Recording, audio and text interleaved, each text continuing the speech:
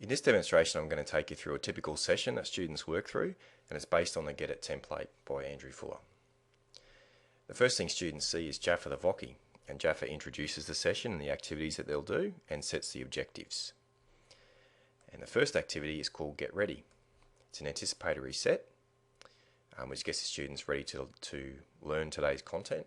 And I use interactive activities from Mathletics or Learning Objects, and I usually select ones that are about middle to upper primary, so it's pretty straightforward for year 8s, so it's short and simple and gets them ready. The second activity is called Tutorial, and this is modelling and guiding the students through the skills and procedures that we want them to learn in this session. And as they're guided through, they're completing a booklet or worksheet activity which we've sent to them previously. And so what they'll do is click play, watch the tutorial takes them through step by step. Then I ask them to press pause, because I've got a voiceover, of course, through this, and I ask them to press pause. They have a go at a question, and then they press play when they're ready to see the solution. So it's really modelling and guiding them through the skills and procedures. I've used Keynote there and then embedded via YouTube, and I think that works well to have the player in front of them. And I think they're more likely, if basically they can see it, they just got to press play, and they can see the tutorial and hear the tutorial. It's nice and quick for them, and it's already there in front of them. Okay, so that's the tutorial. The third activity is independent practice now, and it's called Try It Out. I use Mathletics because I think it's good for independent practice. I choose the activity that follows up from the tutorial, and they have a go at a set of 10 questions, or maybe 2 sets. If there's a second activity, there'll be 2 sets of 10 questions. And each question they get instant feedback, so they know if they're right or wrong. If they're right, that's great. If they're wrong, they'll get told what the right answer is, and they have the option of clicking a support button which shows them the working and solution. So that works well. Also, if they get, say, 6 out of 10, they get a mark of 60%. And we find that students try again and then try and get better than that. It's quite self-motivating. And there are other motivating features within Mathletics as well.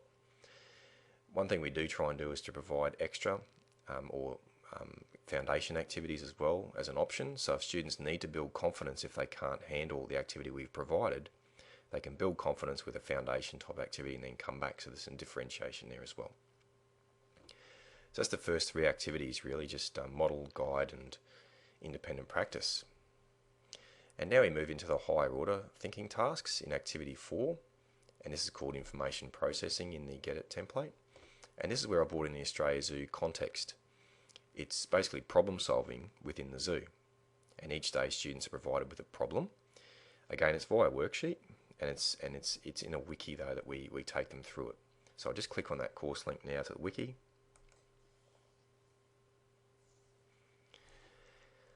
Okay, now what students are asked to do, this is the home page, there's a demonstration there which shows them how to do it. But what they really need to do is to click on the relevant session or problem that they're trying to solve. They open up that wiki page. There are 4 steps for them to work through.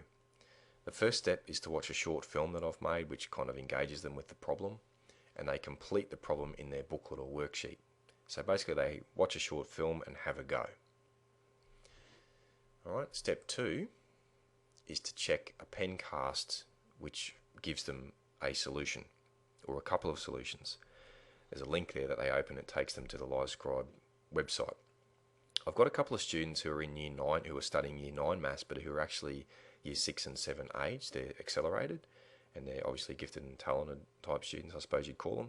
And I've arranged for them to come in and see me, and we've solved the problems in advance and put them up here for the kids so they can learn from these experts, I suppose you'd call them, about some methods to work these out and solutions. A couple of times I've had to say to them, the Year 8s haven't even come close to learning that yet, so I've had to tame them down a little bit from time to time, but they've really enjoyed that, and their parents are really pleased too that they've had that opportunity, these couple of kids. But yeah, it's really good. We show them different solutions and different methods, and students are learning from those, so they basically have a go themselves first and then compare to the pencast. Step 3 though is quite important. This is really why we're using Wiki, because sometimes you can use a different method than the one provided in the pencast and it can be equally correct or perhaps even better, and or a different solution altogether if it's a fairly open problem. So step 3 is to add a comment if you've got a different method or a different solution that you believe is good. And alternatively, you check the comments and learn off each other. So see what comments have been added to see some other methods. So that's the purpose of using the wiki. We're learning from each other and sharing our methods and solutions. Okay, and as you can see down here, there are a number of comments. It seems to be working pretty well. There's only so many comments kids can make, but there are a number of comments going in, and kids are sharing their different methods and solutions, which is going quite well. And the fourth step is the easy one. You click back and you go back to your session.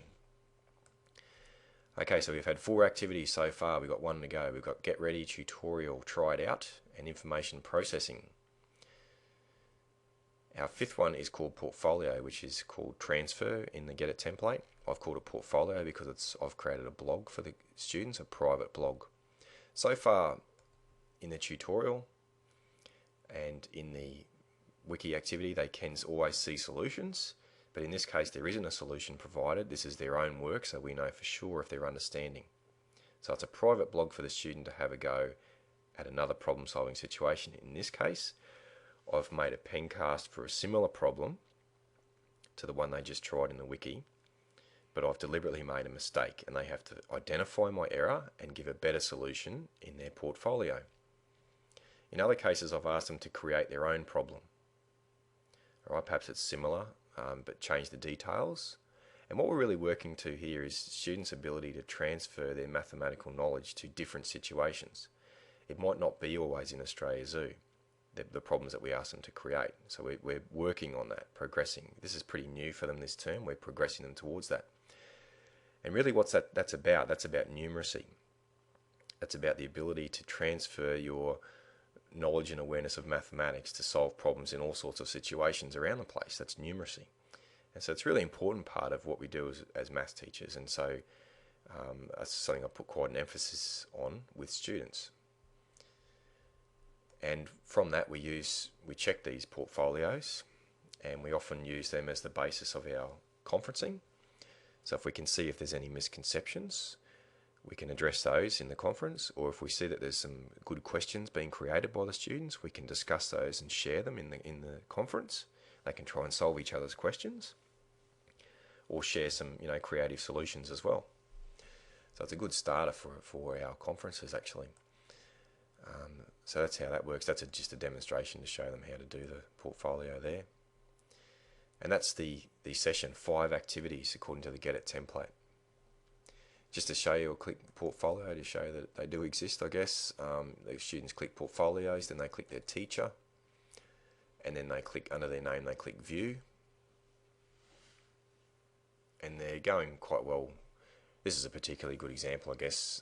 Holly, a girl in my class, she's putting in either her creative questions or her improvements on my problem, my faulty solutions and so forth.